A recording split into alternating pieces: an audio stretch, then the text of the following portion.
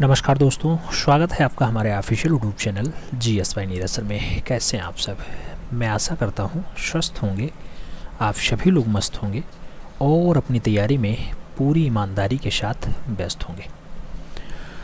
मित्रों, आप तैयारी ट्रेंड ग्रेजुएट टीचर आर्ट की कर रहे हैं तो आप उसकी तैयारी में व्यस्त हैं, मैं ऐसा मान के चल रहा हूँ। सही है ना? आप व्यस्त हैं तैयारी में। गांव में एक कहावत है मित्रों, जब लोग तुम्हारे खिलाफ बोलने लगें तो समझ लो आप तरक्की कर रहे हो।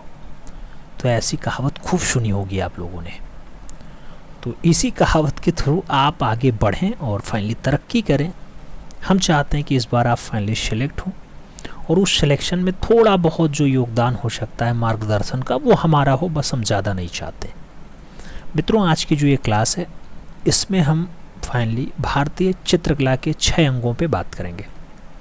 भारतीय चित्रकला के षडांग आपके सिलेबस का हिस्सा भी है और रूप भेद प्रमाण भाव लावण योजना सदृश और वर्णिका भंग फाइनली आपके चित्रकला के षडंग में शामिल होते हैं। लेकिन उसके साथ अन्य तथ्य भी पूछे जाते हैं। रस की बात होगी, कामसूत्र की बात होगी, उन सभी को भी विस्तार से समझने का प्रयास करते हैं। तो ईमानदारी के साथ पेन पेपर उठा के बैठिएगा।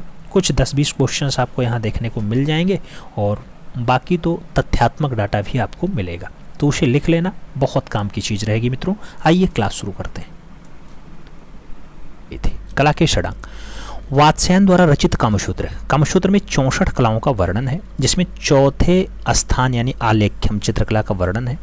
कामसूत्र के प्रथम अधिकरण के तीसरे अध्याय में 11वीं शताब्दी में यशोधर पंडित ने जयमंगला नाम से टीका लिखा है, जिसमें अंगों का उल्लेख किया गया है और इसमें 6 अंगों की बात की गई है। 6 अंग कौन से हैं? रूप भेदा प्रमाणानि भाव लावण योजनम सदृश्य वर्णिका भंगम इति चित्र षडांगकम। रूप भेद प्रमाण भाव लावण योजना सदृश्य और वर्णिका भंग, यही आपके 6 अंग बताए जाते हैं। किसमें टीका आया मित्रों? जयमंगला नाम से टीका आया। कौन निकाला? यशोधर पंडित निकाले। कब निकाले मित्रों? 11वीं सदी में निकाले। आप जानते हैं आलेख्यम के बारे में बात हुई। कामसूत्र में 64 कलाओं का वर्णन है। कामसूत्र के राइटर कौन है? वात्स्यायन है। इतनी बात समझ में आई थी कल भी। आगे रूप भेद की बात करते हैं मित्रों। तो जैसे रूप भेद शब्द आता है, तुरंत दृष्टि का ज्ञान या फिर आकृतियों में भिन्नता जो है वो रूप भेद हो जाता है। प्रमाण की बात करते हैं, माप तोल या आकृतियों का ठीक ठाक जो ज्ञान है वो प्रमाण में आता है। भाव की हम बात करते हैं, आकृतियों में दर्शकों को चित्रकार के हृदय की भावना दिखाई दे या फिर आंतरिक भावना की जो है अभिव्यक्ति हो जाए, ये भाव के हिस्से में आता है। लावण योजना की हम बात करते हैं तो कलात्मक तथा सौंदर्य का समावेश या बाह्य सौंदर्य या रूप परिमिति की बात होती है, तो वो फाइनली आपके लावण योजना में आ जाता है। सदृश्य की बात करते हैं तो आकृति में समानता जो है वो सदृश्यता के अंतर्गत आती है। और जो वर्णिका भंग होता है मित्रों, वर्णिका भंग नाना वर्णों के सम्मिलित भंगिमा को जो है वर्णिका भंग कहते हैं। चित्रकला का सबसे कठिन साधना जो है ये वर्णिका भंग ही बताया जाता है। इसमें विभिन्न प्रकार के रंगों का समावेश करते हैं, विभिन्न प्रकार के रंगों को आपस में मिलाने का प्रयास करते हैं, किसके साथ कौन सा रंग उचित बैठता है ये चेक किया जाता है, तो ये वर्णिका भंग होता है।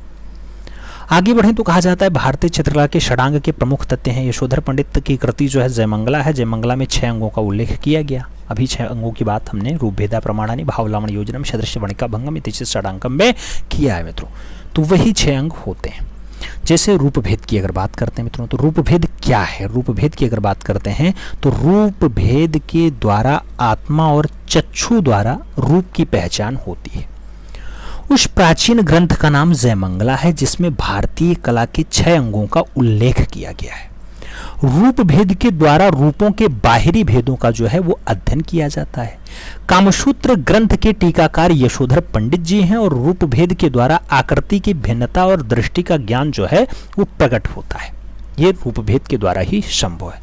तो आकृतियों में भिन्नता या दृष्टि का जो ज्ञान होता है ये किससे संभव हो पाता है? ये रूप भेद से संभव हो पाता है। आलेख्य का पहला अंग जो है। आगे बढ़ें। रूप भेद के बाद हम प्रमाण की बात करेंगे मित्रों। प्रमाण आप जानते हैं रूप भेदा प्रमाणानि, ये दूसरा खंड होता है। आकृतियों का ठीक ठाक जो अनुपात है वो प्रमाण कहलाता है। प्रमाण के द्वारा वस्तु का ब्यौरा प्रकट किया जाता है। लंबाई क्या है, चौड़ाई क्या है, मोटाई क्या है, ऊंचाई क्या है, इन सब के बारे में पता चल जाता है। अनुपात, लंबाई, चौड़ाई, शारीरिक रचना का माप प्रमाण के अंतर्गत ही आता है, ऐसा बताया जाता है। कला आचार्यों ने प्रमाण की दृष्टि से 5 रूप बताए थे।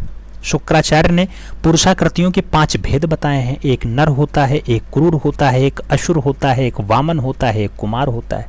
ये शुक्राचार्य के अकॉर्डिंग 5 जो है भेद बताए गए थे पुरुषाकृतियों के। अब पांचों की अलग अलग जो है ताल की बात कर लेते हैं। जैसे मानव की बात आए तो मानव जो है ये साधारण मानव 8 ताल का होता है। उत्तम मानव जो है ये 9 ताल का होता है। भयानक मानव की बात करते हैं 12 ताल का होता है। राक्षस की बात होगी 16 ताल का होगा। कुमार 8 ताल के हैं और बालक जो है ये 5 ताल में आते हैं। तो ये सारी बातें आपके प्रमाण के अंतर्गत हो रही हैं। प्रमाण एक अंश ताल कहलाता है, जो है प्रमाण एक अंश ताल कहलाता है मित्रों, अंश ताल कहलाता है। प्रमाण एक क्या कहलाता है? अंश ताल कहलाता है मित्रों। आगे बढ़ें तो प्रमाण में ही एक तरह 12 अंगुल होता है। तो प्रमाण में एक ताल 12 अंगुल का होता है। आपसे पूछा जाए एक ताल में कितने अंगुल हैं, तो प्रमाण में एक ताल में 12 अंगुल होते हैं। भारतीय कला मनीषियों ने मानव शरीर को 7.5 भागों में बांटा है। कितने भागों में? 7 सही 1/2 भागों में बांटा है। किसने बांटा? कला मनीषियों के द्वारा बांटा गया। माइकल एंजेलो ने मानव देहाकृति को 8 भागों में बांटा है। तो आपसे पूछा जाएगा भारतीय कला मनीषियों के द्वारा कितने भागों में बटा? 7.5। माइकल एंजेलो के अकॉर्डिंग जो है पूछा जाए मानव आकृतियां कितने भागों में बटी, तो मानव की देहाकृति जो है 8 भागों में बटती। भारतीय कला मनीषियों ने प्रमाण को ताल और कार्य प्रमाण अथवा मनोत्पत्ति के नाम से भी संबोधित कर दिया है। तो भारतीय कला मनीषियों ने प्रमाण को ताल या कार्य प्रमाण या मनोत्पत्ति के नाम से भी इसको बुलाया है, पुकारा है, संबोधित किया है। आगे बात करें तो आगे कहा जाता है कि प्रमाण शब्द को प्रमा नाम से भी संबोधित करते हैं। प्रमाण को ही संबद्धता का सिद्धांत कहा जाता है। आदर्श की अगर हम बात करते हैं तो आदर्श मनुष्याकृति के लिए भारत में 9 ताल प्रमाण निर्देशित होता है मित्रों। कितने? आदर्श मनुष्याकृति के लिए भारत में 9 ताल प्रमाण निर्देशित होता है। 12 अंगुल बराबर 1 सिर होता है। 12 अंगुल बराबर 1 सिर होता है मित्रों। आपने अभी देखा था कि एक प्रमाण में एक ताल बराबर कितना बना था? 12 अंगुल बना था। एक ताल बराबर कितना बना था? 12 अंगुल बना था। और 12 अंगुल बराबर 1 सिर हो जाता है। 1 सिर हो जाता है। सिर को 4 भागों में बांटा गया। एक केस है, एक ललाट है, एक नासिका है, एक ओष्ठ है। तो इन 4 भागों में सिर को बांटा गया है, याद रखना है। एक सिर बराबर 12 अंगुल होता है, यानी केस, ललाट, नासिका, ओष्ठ लगभग 3-3 के रेशियो में जाते हैं। तो ये तो आपके प्रमाण की बात हो गई। अब प्रमाण के बाद आगे चलेंगे, भाव पढ़ेंगे। भाव क्या है? तो आकृति की भंगिमा को हम भाव कहते हैं। आकृतियों की भंगिमा को फाइनली भाव कहा जाता है। भाव कला को अभिव्यक्ति देता है। ये बहुत बार पूछा गया है मित्रों, प्रश्न बहुत बार पूछा गया। भाव कला को अभिव्यक्ति देता है। भारतीय चित्रकला में भाव विव्यंजना को बड़ा महत्व दिया गया है और भावों का रसों से घनिष्ठ संबंध बताया जाता है। रस सिद्धांत का प्रतिपादन सर्वप्रथम भरत मुनि के द्वारा किया गया था। भरत मुनि ने 8 रस और उनके 8 अस्थायी भाव माने हैं। अभिनव गुप्त ने 9वां रस बताया शांत रस है। शांत रस का उल्लेख अभिनव गुप्त ने कर दिया है, जिसका अस्थायी भाव जो है वो निर्वेद हो जाता है। तो भरत मुनि के अकॉर्डिंग 8 हैं और अभिनव गुप्त के अकॉर्डिंग 9 रस बताए गए। 9 रसों के बारे में और जो है उनके अस्थायी भाव के बारे में देख लेते हैं। जैसे रस श्रृंगार, श्रृंगार रस का अस्थायी भाव रति है। हास्य का हास है। करुण का शोक है। वीर का उत्साह है। रौद्र का क्रोध है। भयानक का भय है। विभीत्स का जुगुप्सा या घृणा है। या फिर अद्भुत की बात करते हैं तो विस्मय या आश्चर्य है। और शांत का जो है वो निर्वेद होता है। शांत रस ही अभिनव गुप्त के द्वारा खोजा गया, उल्लेखित किया गया। तो इसका जो अस्थायी भाव बनता है वो निर्वेद बनता है। तो रसों की भी बात आपके सामने आ चुकी है। 9 रसों के बारे में आपने देख लिया है। अब और आगे बढ़े मित्रों तो आगे क्या कहा जाता है? भाव किसी वस्तु के सौंदर्य को देखने के लिए सहायक होता है मित्रों। क्या होता है? वस्तु के सौंदर्य को देखने में सहायक होता है। चित्रसूत्र में कहा गया है कि घरों में श्रृंगार, हास्य तथा शांत रसों के चित्र रखने चाहिए मित्रों। घरों में श्रृंगार, हास्य और शांत रसों के चित्र जो है रखने चाहिए, ऐसा चित्रसूत्र में कहा गया। राजभवन और देवालय में सभी रसों के चित्र रखे जा सकते हैं। राजभवन हो या फिर देवालय हो, वहाँ पे सभी रसों के चित्र मिल जाएंगे, सभी रखना चाहिए। श्रृंगार, हास्य, करुण, वीर, रौद्र, भयानक, विभीत्स, अद्भुत, शांत, सभी रसों के चित्र मिल सकते हैं वहाँ पे। विभाव के 2 भेद होते हैं। विभाव के 2 भेद हैं, आलंबन और उद्दीपन। अनुभाव के 3 भेद होते हैं मित्रों, कायिक, मानसिक और सात्विक। संचारी भावों की संख्या 33 है। आपसे पूछा गया प्रश्न है ये, तो संचारी भावों की संख्या 33 याद रखना है। अनुभाव के 3 भेद होते हैं मित्रों, 3 प्रकार होते हैं, और विभाव के 2 भेद होते हैं, आलंबन और उद्दीपन। ये बात भी आप याद रखना। तो ये तो बात भाव की हो गई। अब आगे बढ़ें और लामड़ी योजना की बात भी कर लेते हैं। लामड़ी योजना मित्रों, कहा जाता है चित्र में सौंदर्य की दृष्टि हेतु लामड़ी योजना की जाती है। तो सौंदर्य की दृष्टि हेतु लामड़ी योजना की जाती है।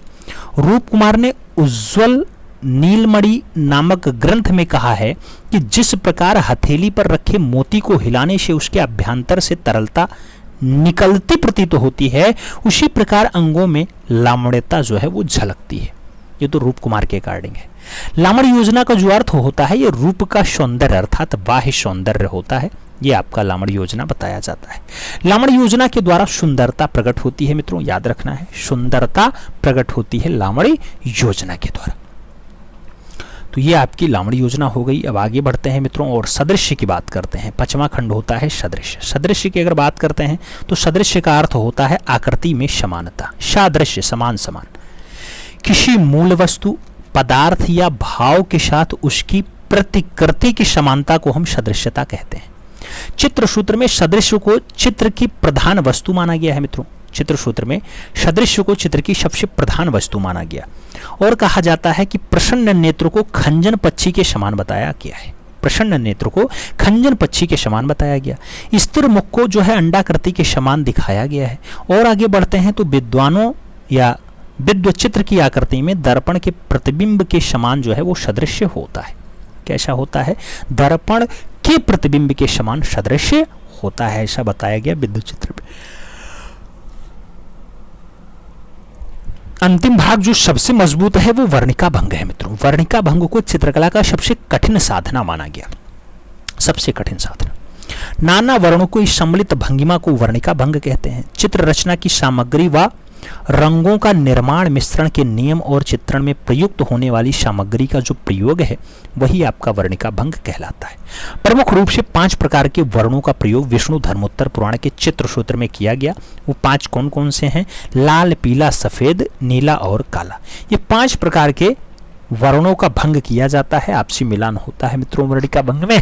ऐसा बता दिया गया कि प्रमुख रूप से 5 वर्ण ही भंग में आते हैं।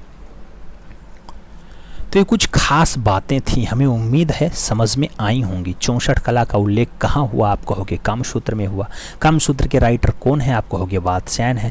आपसे पूछा जाए मित्रों करुण रस का अस्थायी भाव क्या है? आप शोक कहोगे। शांत रस का अस्थायी भाव क्या है? निवेद कहोगे। आपसे कहे अनुभाव के कितने भेद हैं? आप कहोगे 3 हैं। आपसे कहे संचारी भावों की संख्या कितनी है? आप कहोगे 33 है।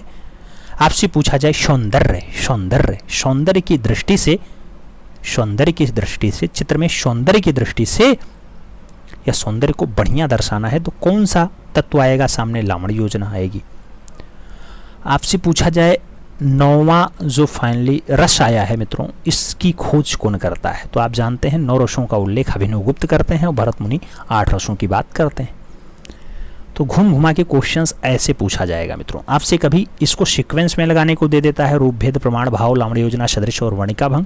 तो कभी आपसे ये पूछ लेता है कि मनुष्य, साधारण मनुष्य कैसा है, कितने तल में आता है मित्रों? तो आप जानते हैं जब सामान्य मनुष्य की बात आती है साधारण मनुष्य 8 ताल में आता है। जब उत्तम मनुष्य की बात आएगी 9 ताल के साथ हंसस देना पड़ता है। बालक की बात हो 5 ताल आता है, कुमार की बात हो 8 ताल आता है, राक्षस की बात हो 16 ताल में आ जाते हैं। तो ये सारी बातें थी, उम्मीद है समझ में आई होंगी।